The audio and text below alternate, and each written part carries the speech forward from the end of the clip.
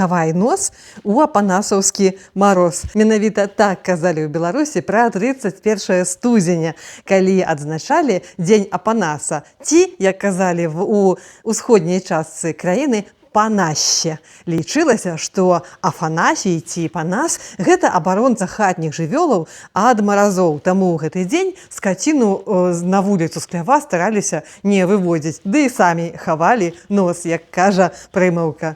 Яшчэ Афанасій лічыўся абаронцам гусей. І дзе-нідзе называлі гэты дзень гусіным днём. Вось яны гуські.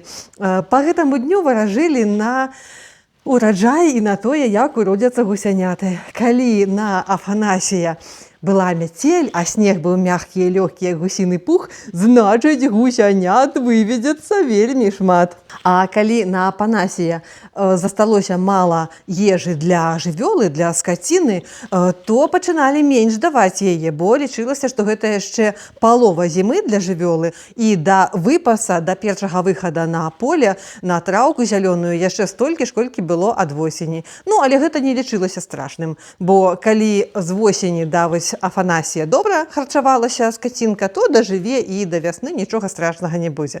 А гусей з гэтага часу пачыналі карміць зернем, бо гэта быў гусіны дзень.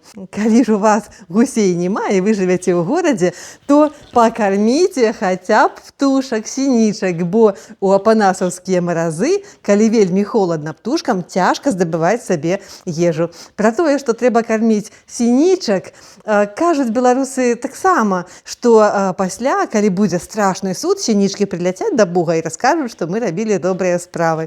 І яшчэ вераць, што добрыя справы ніколі не застануцца без узнагароды. Калі падкормліваюць птушачак, то кажуць: вы сабе клюйце, а мне грашыма плюйце.